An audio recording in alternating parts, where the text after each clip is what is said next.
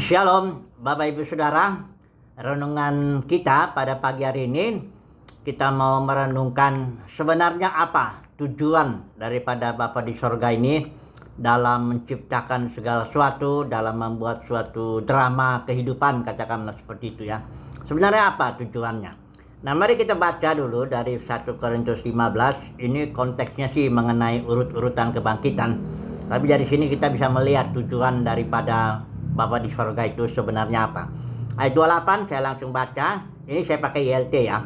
Dan bila mana segala sesuatu telah ditaklukkan kepada dirinya, maka sang putra sendiri pun akan ditaklukkan oleh dia yang telah menaklukkan segala sesuatu kepada dirinya, supaya Elohim dapat menjadi semua dalam semuanya. Ini maksudnya begini ya.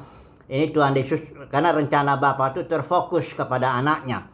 Jadi rencana Bapa itu adalah bagaimana dia dalam zaman-zaman akan menegakkan kerajaan anaknya di muka bumi ini.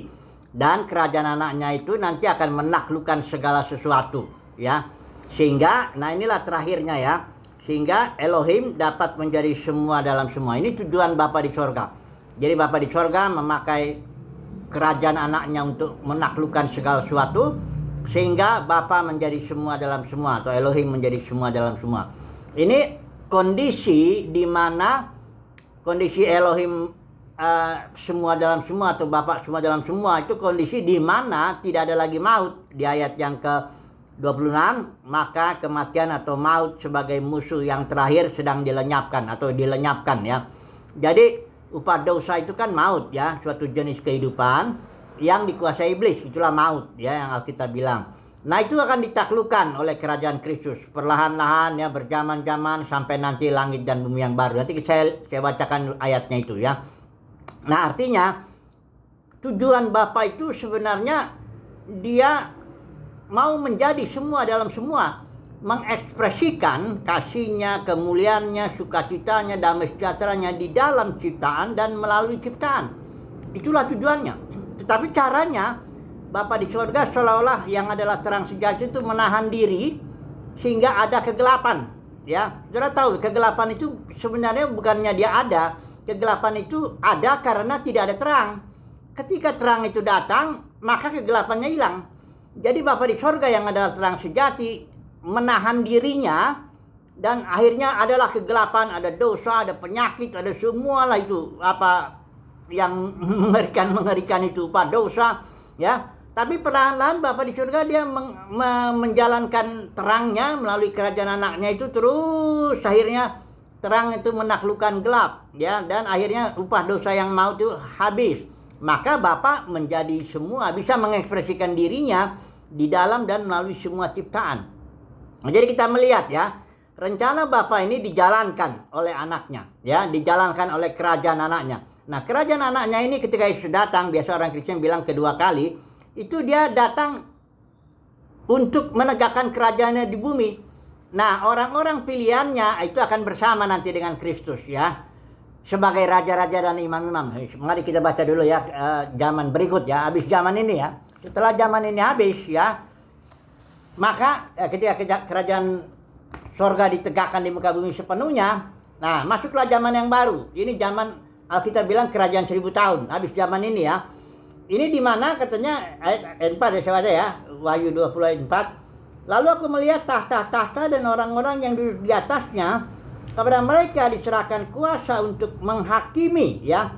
Di sini dia sebagai raja-raja dan imam-imam ya, atau saya baca di kalau Wahyu 5 ayat 10 itu juga mengatakan bahwa ayat mari saya baca dulu ya. Engkau telah membuat, ini kami sebenarnya ya, suatu kerajaan dan menjadi imam-imam bagi Elohim kami, dan kami akan memerintah sebagai raja di bumi ya.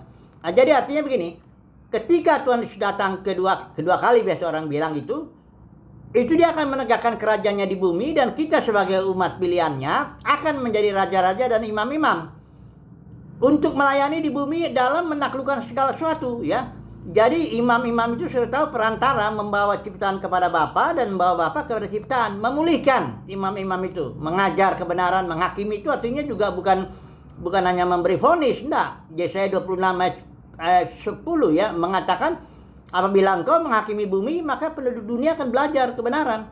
Jadi, Bapa di sorga memakailah kerajaan Kristus ini untuk menaklukkan segala sesuatu di zaman kerajaan 1000 tahun. Tapi masih setelah zaman itu, iblis kan dilepaskan sedikit lagi tuh. Masuk lagi ke zaman langit bumi baru. Itu juga masih pelayanan pemulihan. Saudara lihat dibaca di Wahyu pasal terakhir itu 22 ayat 17. Roh dan pengantin perempuan itu berkata, marilah. Dan barang siapa yang mendengarnya, hendaklah ia berkata, marilah. Dan barang siapa yang haus, hendaklah ia datang. Dan barang siapa yang mau, hendaklah ia mengambil air kehidupan dengan cuma-cuma. Jadi kasih karunia tetap ditawarkan di zaman yang terakhir, dibilang yang langit dan bumi yang baru ini. Maksudnya apa? Jadi kasih karunia itu ada ya. Dalam Kristen sering orang bilang ini zaman kasih karunia. Nanti ketika Tuhan sudah datang, stop kasih karunia. Nggak ada lagi. Sebagian orang dilempar ke neraka selama-lamanya. Sebagian diangkut ke surga selama-lamanya memuji-muji Tuhan di sana. Ini konsep seperti itu nggak ada.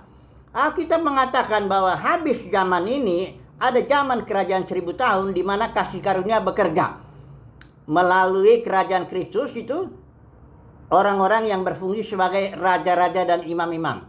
Kemudian setelah itu ada iblis dilepaskan sedikit lagi, dan setelah itu masuk kerajaan langit dan bumi yang baru. Di situ kasih karunia bekerja lagi, ditawarkan lagi, bekerja terus kasih karunia itu. Sampai kan tujuan Bapa itu adalah semua dalam semua. Bapa bisa mengekspresikan dirinya, bukan dalam sebagian orang, ya enggak, harus dalam semua dan melalui semua ciptaan. Itulah tujuan Bapa di sorga yang luar biasa ya. Happy ending banget deh ya ceritanya itu ya.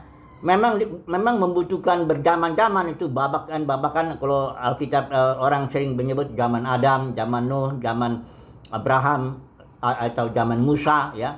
Kemudian ini zaman gereja biasa orang atau gereja pemenang, baru zaman kerajaan 1000 tahun, baru zaman langit bumi baru. Minimal 7 zaman itu, minimal itu ya. Tapi saya yakin bisa berjaman-jaman, pokoknya intinya rencana Bapa tidak mungkin gagal ya. Tujuannya juga pasti terjadi. Bapa bisa mengekspresikan dirinya, segenap dirinya di dalam dan melalui ciptaan. Siapa yang dipakai oleh Bapa di sorga? Yaitu kerajaan anaknya. Itu sebabnya semoga kita mendapat kasih karunia lah ya, untuk ambil bagian bersama dengan Yesus ya, ketika kedatangannya.